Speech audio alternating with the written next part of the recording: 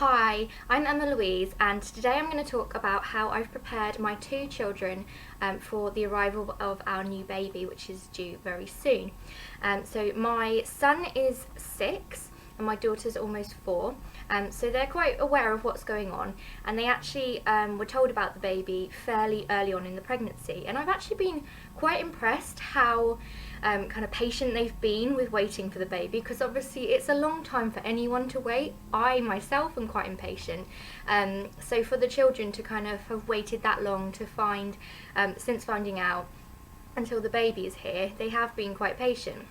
So the things that I've kind of done to help prepare them for the new arrival, first of all, is I got them a book, because I do find that books are actually quite good at getting information across to younger children.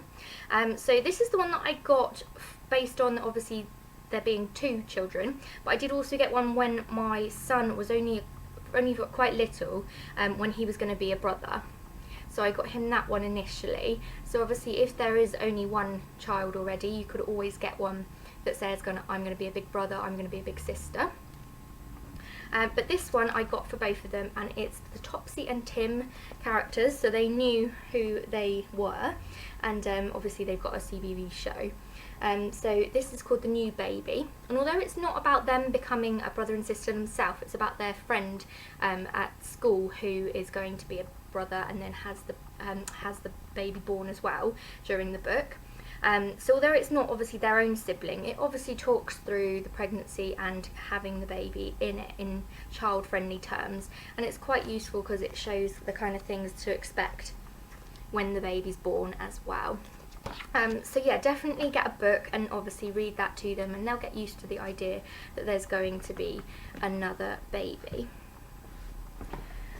So the second thing that I have been doing to get them prepared is having them as involved as possible with kind of everything that's going on with the baby's development. So I talk them through kind of what the baby looks like, what the baby's development is that week when they're interested. Obviously I kind of put it in child-friendly terms as opposed to the adult terms that we're used to.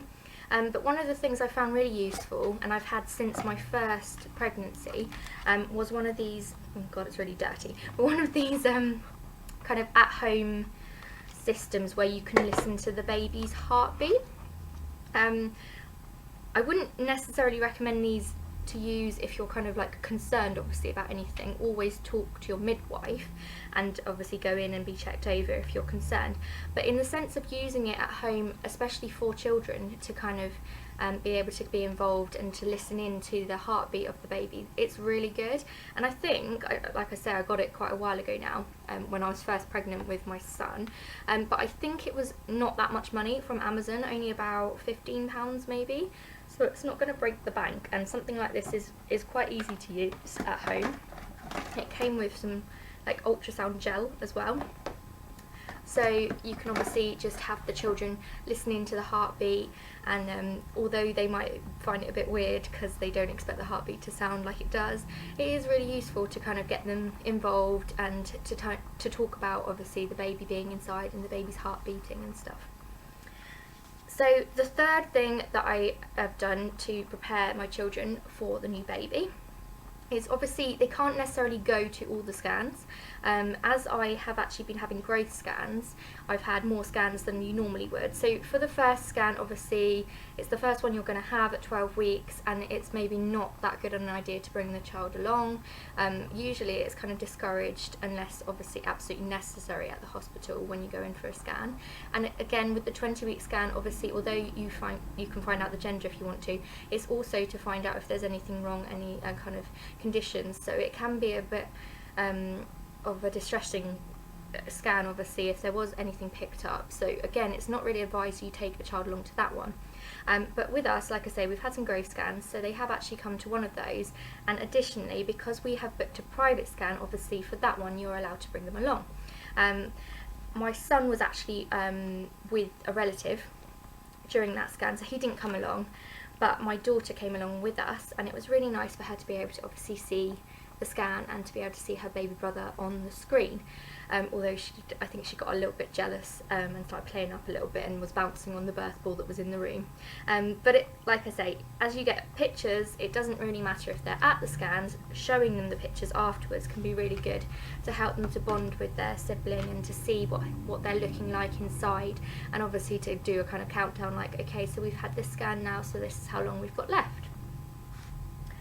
So finally, the final thing that I've done to prepare them isn't really a preparation as such. It's more of kind of a discussion with them about what they're going to do and what they want to do to help when the baby's here.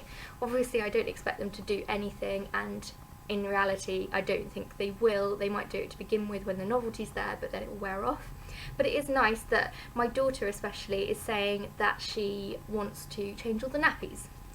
I think, as she is only 3 at the moment, she's going to be 4 soon, I think she doesn't really understand necessarily what that involves, and I think she just likes the idea of kind of helping me out, and when it comes to it I don't think she'll necessarily want to do the nappies, but you never know, she might be able to pass something to me at least.